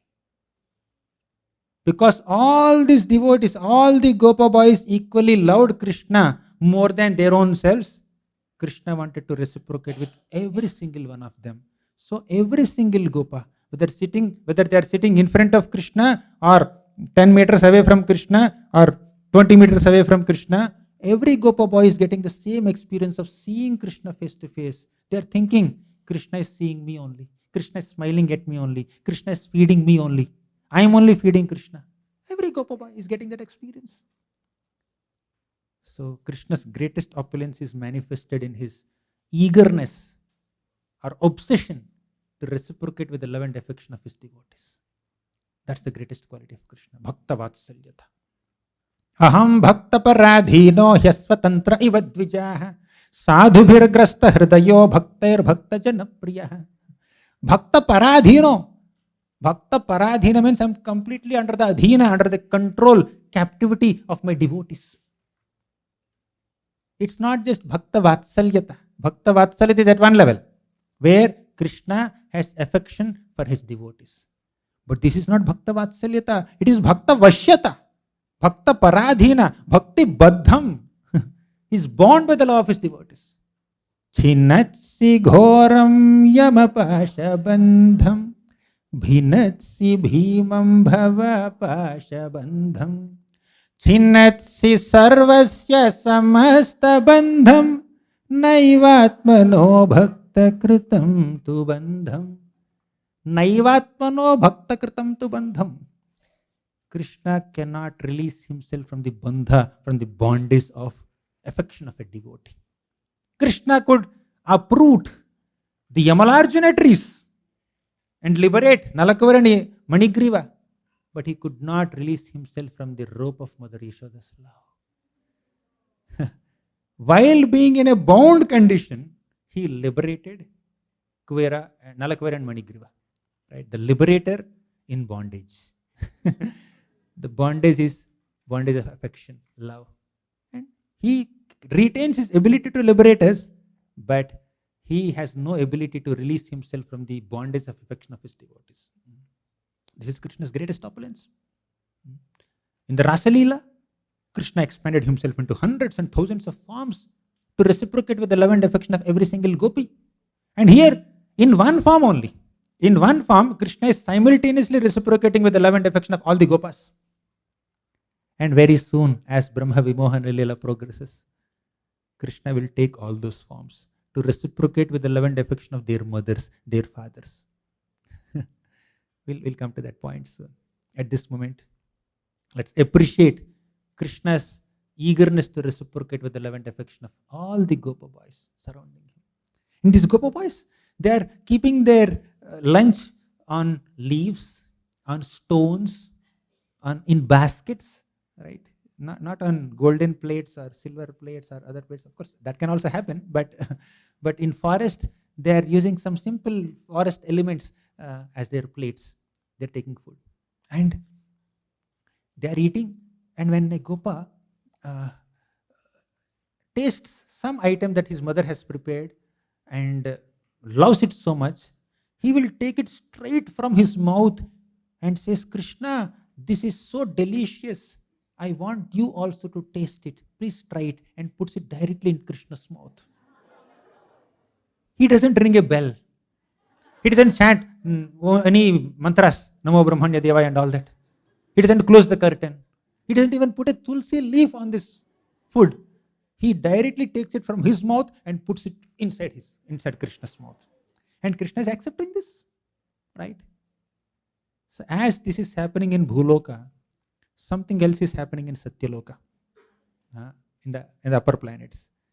All the devatas in the upper planets, they are appreciating Krishna's pastimes, Krishna's loving reciprocations with the Gopas, and they are making great sound that Krishna has killed Aghasur.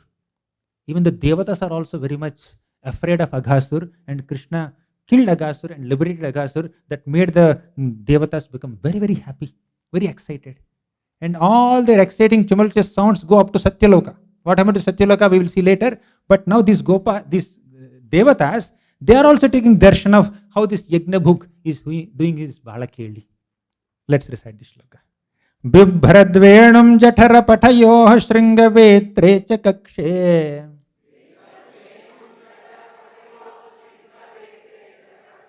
Vame panau mrishana kavalam tatphalanyangulishu.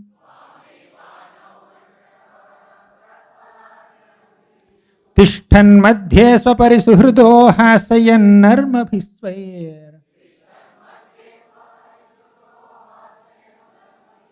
Swarge loke mishati vibhuje yagna bhugbala keli.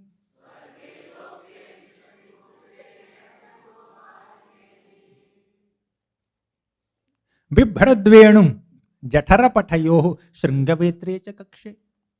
Krishna has his flute, right? He tucked that flute between his dhoti and waist on the right side. And Shringe Vetre cha Kakshe Vama Panav. He took his buffalo horn and he tucked on the left side.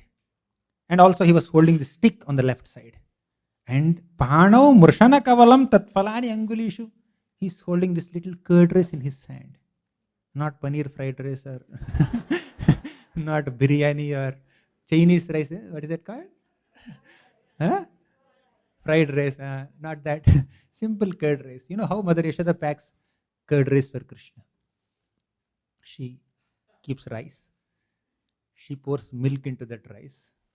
She takes little curd in her hands and sprinkles that curd in this mixture of milk and rice and packs it.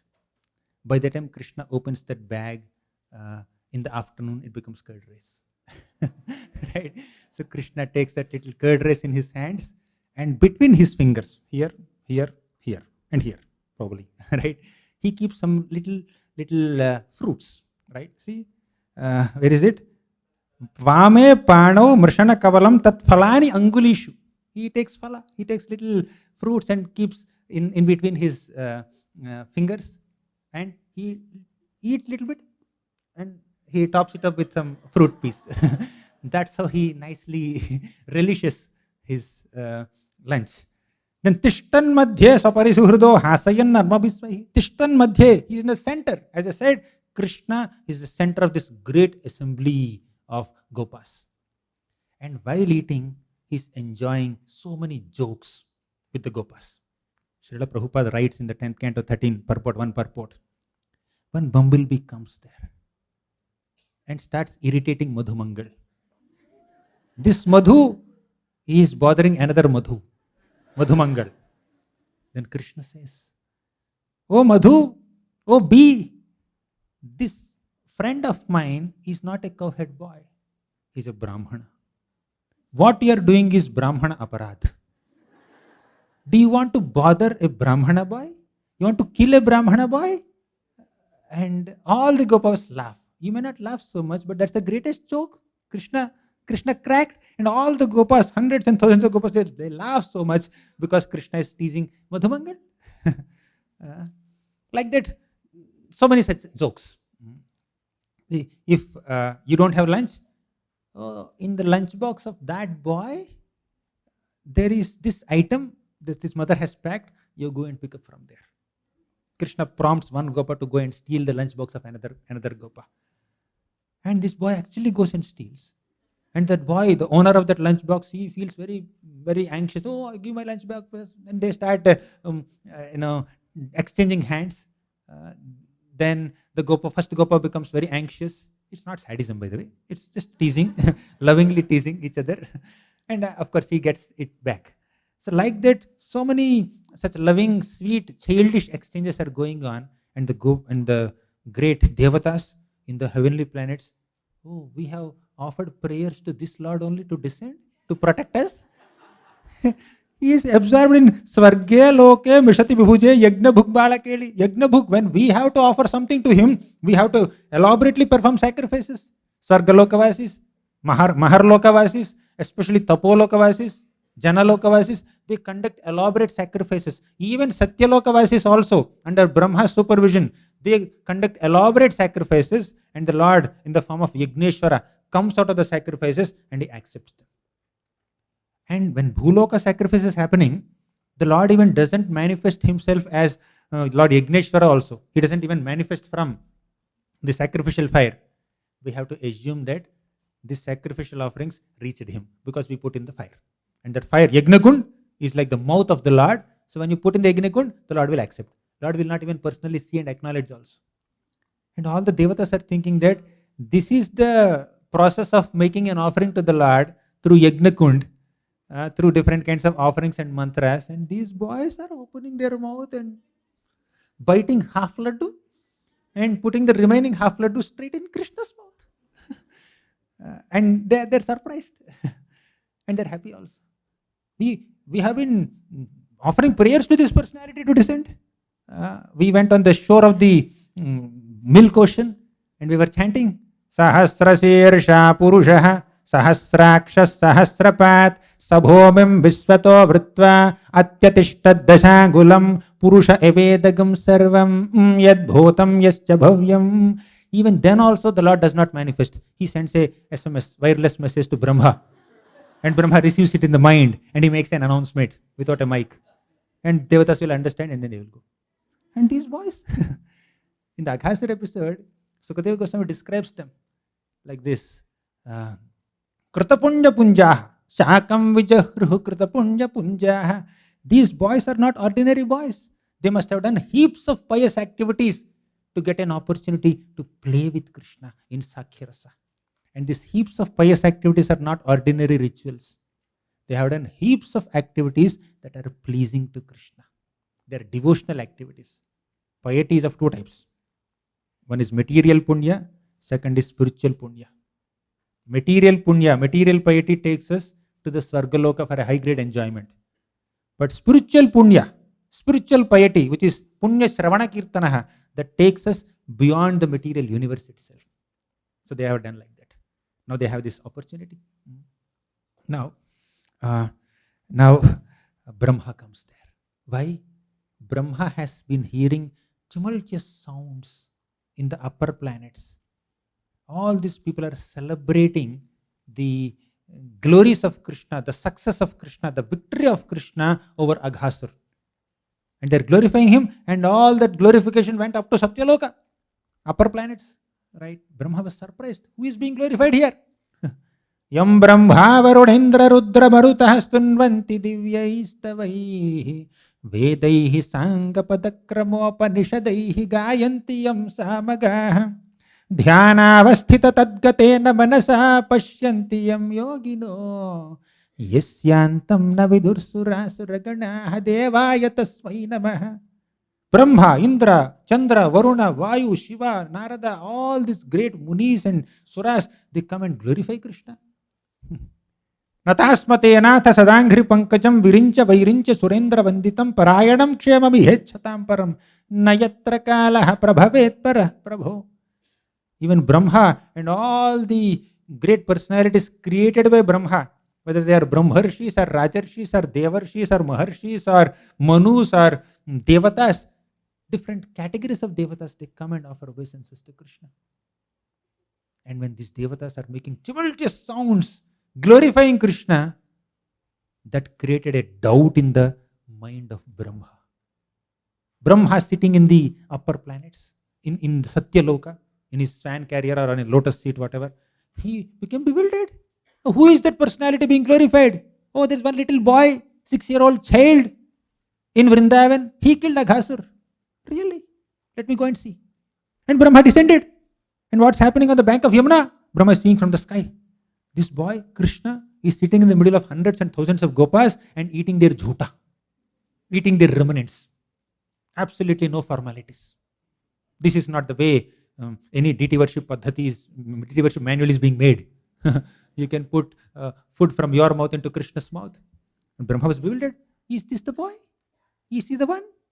Is he the Supreme Personality of Godhead? Did he kill Aghasur? Let me test him once. See? Let me test him once. Very important point here.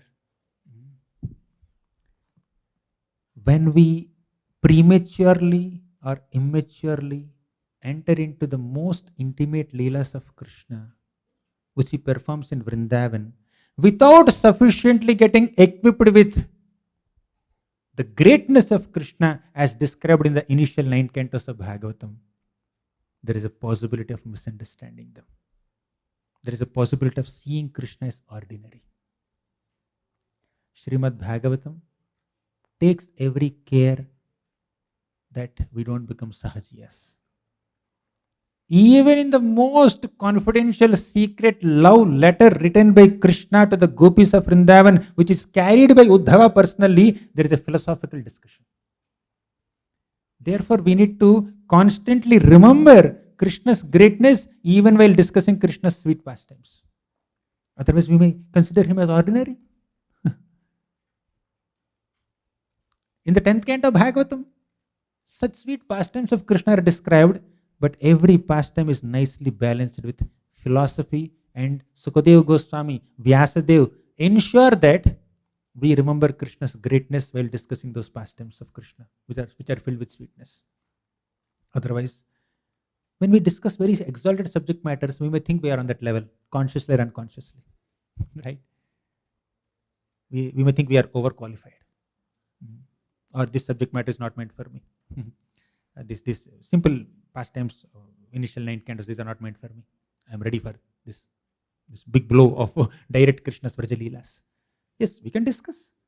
Prabhupada gave us Krishna book. But in Krishna book, which is a summary of 10th canto, there is 1st canto also. There is 2nd canto also. There is 3rd canto also. Prabhupada narrated all the sweet pastimes of Krishna with sufficient philosophical discussion throughout. And even Sukadeva Goswami narrated with sufficient philosophical discussions. Even when he is describing Damodar Lila, where Mother Yashoda is binding Krishna.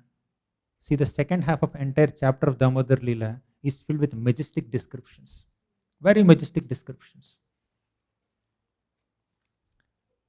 He spoke that Krishna is Nachantar na bahiryasya na purvam na pichaparam. Yashoda Mata is trying to bind that Lord who has no inside, who has no outside. Nachantar na bahiryasya na purvam na pichaparam.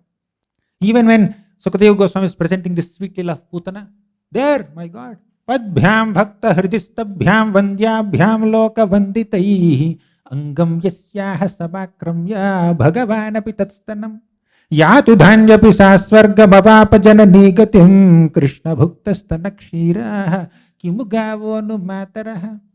We may not get into all these deeper descriptions at this moment, but the essential point I wanted to make is Sukadeva Goswami narrated sweet Vrindavan pastimes of Krishna, nicely balancing with them with a description of Krishna's majesty. There is a philosophical discussion. Throughout Srimad Bhagavatam, constant philosophical discussion went on. Because when the intimate loving exchanges of Krishna with the Vrajavasis is being described, even Brahma could get bewildered. What to speak of us? Brahma considered Krishna as an ordinary boy, at least for a moment. Right? Brahma considered Krishna ordinary. What to speak of us? Okay, let me share one more thing. Once, Narada Muni was doing a podcast. This time with Hanuman, not with Krishna. So Narada Muni glorified Hanuman. Hanuman, you are the greatest devotee of the Lord. Then Hanuman said, no, I am not the greatest devotee. Pandavas are the best devotees. Go and meet them. Because Pandavas are so glorious. I only served Lord Ramachandra in so many ways. But Pandavas, They are being served by Krishna in so many ways. Right? Hanuman served Ram, but Krishna served Pandavas. Not that Hanuman has a desire to receive service from Ram or Krishna. Hanuman's point is that Pandavas are very intimately connected to Krishna, so much so that Krishna also engages in their service. Sarathya parishada sevana sakhya dautya virasananugamana stavana pranaman snigdheshu pandushu jagat pranatim cha vishnor bhaktim karoti nrpatis charana vinde. Sarathi as a chariot driver, as a watchman, as a glorifier, as a Sarathi Parishad as a court attendant, Sevana as a servant, Sakya as a friend, Dautya as a messenger. Krishna did so many menial services to the Pandavas. So they are better devotees. And Hanumanji glorifies Pandavas like anything. All the Pandavas went through so many tribulations, they never lost their faith in Krishna. They are the greatest devotees of Krishna. When Hanumanji glorified Narada Muni, like glorified Pandavas in front of Narada Muni, Narada Muni said, yes, let's go to Hastinapur. Hanuman said, I will also come with you. Hanuman said, Narada Muni, you and me, together, two brahmacharis, will go to Pandavas and have a podcast with them and discuss with them.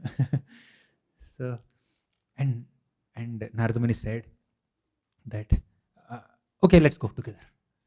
Hanuman said, no, I will not come with you. What happened? You changed your mind in 2 minutes? Yes, I changed my mind. I will not come with you. You go alone. Narada Muni is asking, why are you not coming with me, my dear Hanuman? Then Hanuman said, now Krishna is displaying some very intimate exchanges with his devotees, the Pandavas. Krishna's dealings with the Pandavas are little informal. They are very intimate. They are not very reverential. Me, as a sevak of Ram, I am accustomed to reverentially serving Lord Ramachandra and dealing with him very formally and reverentially, respectfully. But Pandavas sometimes pull the legs of Krishna. They joke with Krishna. And Krishna also cracks jokes on them. When I see such very intimate, informal, loving exchanges between Pandavas and Krishna, I may misunderstand Krishna. I may misunderstand the Pandavas. I am happy with reverence. I don't want to get into intimacy. What to speak of me? I am just a forest monkey. Your own father got bewildered. Brahma got bewildered. Seeing Krishna's intimate, loving exchanges with the Gopa boys, your father Brahma got bewildered. He misunderstood. He wanted to even test Krishna. What to speak of your father? You are also bewildered, right? Admit. Narada Muni, once he wanted to test how Krishna is doing his household life with 16,108 queens. Huh? You went everywhere, right? Everywhere you are humbled. Yes. Don't remind me all that now. So, without sufficient purification of consciousness, without sufficiently equipping ourselves with an understanding of Krishna's majesty, Krishna's greatness, if we directly jump into the intimate Leelas of Krishna with the Vrajavasis, we may misunderstand them. Even Brahma was bewildered. Narada Muni was bewildered. Hanuman was very careful. He's very smart. Let me not get bewildered. Therefore, there is no Hanuman Vimohana Lila. So Hanuman is respectful, reverential. Let me stick here. But we can read, but balancing it with philosophy. That's why in Damodar Ashtakam, Satyavartamani begins with Namam Ishwaram Sachidananda Rupam Lasat Kundalam Gokule Bhrajavanam. Why Namami Ishwaram? Why suddenly Ishwara comes there? Such simple, loving, sweet pastime between a mother and son is coming, and suddenly Ishwara.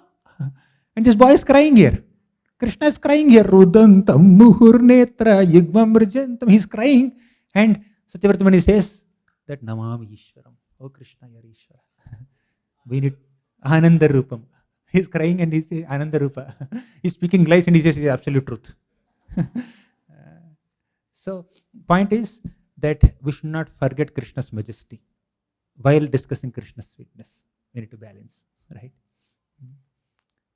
Krishna's form in Vrindavan is characterized by sweetness, simplicity, and innocence. But Krishna at other places, the form of Krishna at other places is characterized by majesty, grandeur, opulence. Yes, we need to discuss Krishna's pastimes of majesty, grandeur, and opulence. Then we will be able to rightly appreciate Krishna's pastimes of sweetness, simplicity, and innocence. If one directly jumps into the pastimes of Krishna's sweetness, simplicity, and innocence, then there is a possibility of getting bewildered like Brahma. Like Brahma. So Brahma is bewildered, thoroughly bewildered, seeing the sweet exchanges. And it's not that he didn't even see the Madhurya pastimes. He only saw Gopas feeding their remnants to Krishna's mouth and Krishna feeding his remnants to Gopa. Seeing that, Brahma thought, let me test. Let me test. What did Brahma do? He has stolen all the calves. And when the Gopa boys sat for lunch, Krishna said, let our little calves eat grasses on the bank of Yamuna. Let them play there. They will have their lunch, we will have our lunch. Right? They are happily grazing on the grasses there, soft grasses on the bank of Yamuna. And suddenly, these calves, Prabhupada writes, they are allured by green grasses, soft grasses, and they went deeper and deeper into the forest. Apparently. But in reality, Brahma had stolen them. Why? Brahma became very mischievous. He wanted to test Krishna. The same Brahma, once Narada Muni was having a podcast with Brahma in the second canto of Srimad Bhagavatam. He said, the same Brahma said that, see his loyalty, see his humility. Na bharati venga brushopalakshate. Na bharati menga brushopalakshate. Na vaikvachinme manaso brushagati. Na me hrishikani patantya satpathe. Yanme hridautkanthyavata dhruto harihi.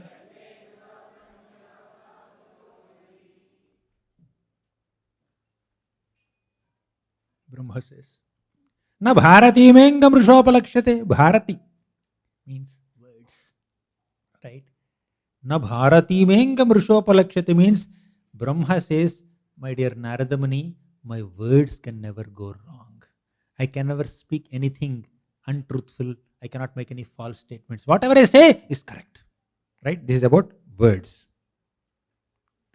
Second, navaikvachinme manaso mrushagatihi.